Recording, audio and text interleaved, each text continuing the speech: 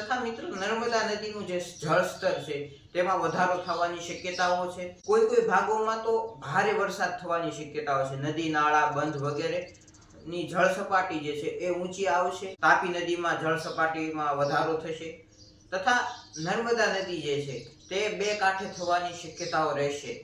નમસ્કાર મિત્રો, હું યશ નિંબાર્ક આપ સૌનું સ્વાગત કરું છું મિત્રો આજના આપણા વિડીયોમાં। મિત્રો આજના આપણા વિડીયોમાં આપણે જોવા જઈ રહ્યા છીએ શ્રાવણ મહિનો એટલે કે આવનારી 25 જુલાઈ થી 23 ઓગસ્ટ સુધીનો જે સમયગાળો છે તે સમયગાળામાં ગુજરાતનું જે વાતાવરણ છે વરસાદની શું સંભાવના રહે છે, કેવું ગુજરાતમાં વાતાવરણ રહેશે તેની વિશે આપણે આજના આપણા વિડીયોમાં જોઈશું। પણ મિત્રો જો આપે અમારી YouTube ચેનલ યશ નિંબાર્કને સબસ્ક્રાઇબ ન કરી હોય તો પહેલા ફટાફટ સબસ્ક્રાઇબ કરી દો અને બેલ આઇકનને ઓલ ઉપર સેટ કરી દો જેથી આપને આવનારા અમારા હરેક વિડીયોના નોટિફિકેશન મળતા રહે।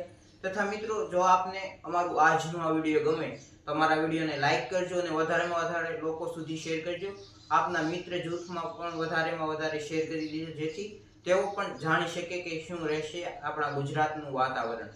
તો કોઈ પણ પ્રકારનો વિલંબ કર્યા વગર ચાલુ શરૂ કરીએ આપણું આજનો આ વિડીયો ગુજરાતનું શ્રાવણ મહિનાનું એટલે કે 25 જુલાઈ થી 23 ઓગસ્ટ સુધીનું જે ગુજરાતનું વાતાવરણ છે એ શું રહેશે।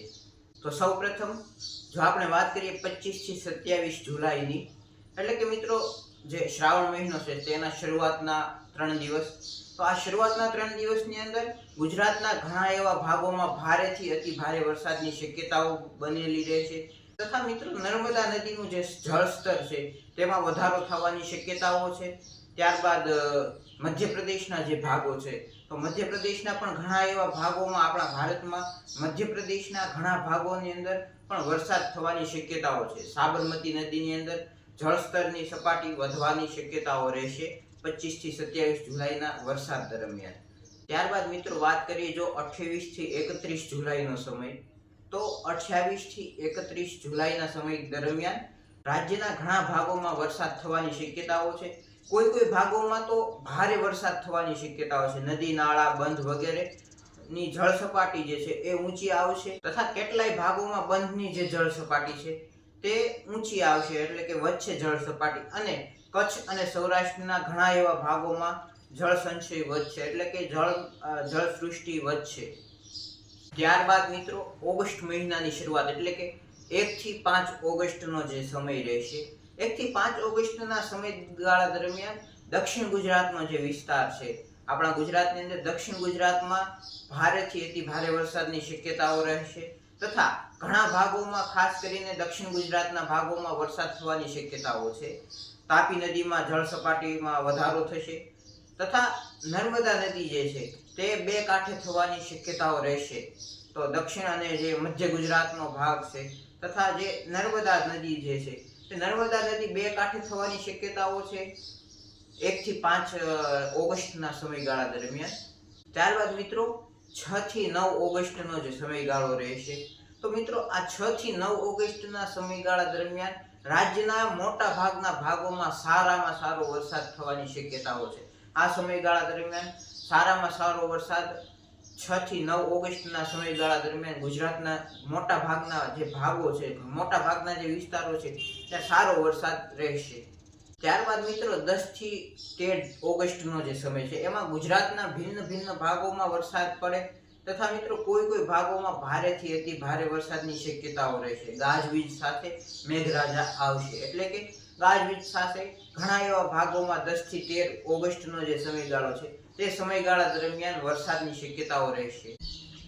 ત્યારબાદ મિત્રો જો વાત કરીએ 14, 15 અને 16 ઓગસ્ટના દિવસોની એટલે કે 14 થી 16 ઓગસ્ટનો જે સમય છે તેમાં જુદા જુદા ભાગોમાં વરસાદ રહેશે એટલે કે ગુજરાતમાં વરસાદ તો રહેશે પરંતુ એક લાગઠ નહીં પરંતુ જુદા જુદા ભાગોમાં, અને કોઈ જગ્યાએ વધારે વરસાદ થવાની શક્યતાઓ હશે તો કોઈ જગ્યાએ ઓછો વરસાદ પડવાની શક્યતાઓ બની રહી છે। એટલે કે ગુજરાતના ઘણા વિસ્તારો એવા રહેશે કે જ્યાં વધારે વરસાદ થશે તો ઘણા વિસ્તારો એવા છે જ્યાં વરસાદ થશે પરંતુ ઓછી માત્રામાં થશે। ત્યારબાદ મિત્રો જો વાત કરીએ 17 થી 19 ઓગસ્ટના સમયગાળાની, તો ગુજરાતના ઘણા ભાગોમાં વરસાદની શક્યતાઓ રહેશે તથા ઉત્તર અને મધ્ય ગુજરાતના ભાગો તથા કચ્છ અને ગુજરાતનો જે કેટલાક ભાગો છે તેમાં પણ વરસાદની શક્યતાઓ રહેશે એટલે કે ઉત્તર અને મધ્ય ગુજરાત સહિત કચ્છ અને સૌરાષ્ટ્રનો જે વિસ્તાર છે તેમાં વરસાદની શક્યતાઓ રહેશે 17 થી 29 ઓગસ્ટના સમયગાળા દરમિયાન. દક્ષિણ ગુજરાતમાં શક્યતાઓ ઓછી રહેશે આ સમયગાળા દરમિયાન. ત્યારબાદ શ્રાવણ મહિનાના છેલ્લા 4 દિવસ એટલે કે 20 થી 23 ઓગસ્ટનો સમયગાળો મિત્રો. આ સમયગાળા દરમિયાન રાજ્યના મોટા ભાગના જે ભાગો છે તે ભાગોની અંદર વરસાદની શક્યતાઓ બની રહી છે. એટલે કે મિત્રો 20 થી 23 ઓગસ્ટમાં રાજ્યના મોટા ભાગના ભાગોની અંદર વરસાદ થશે.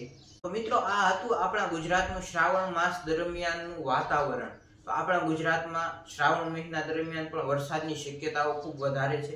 ખેડૂત મિત્રોને જે ખેતી માટે ખાસ કરીને વરસાદની જે જરૂર છે તેની કરતાં વધારે વરસાદ થવાની શક્યતાઓ આ વર્ષે બની રહી છે.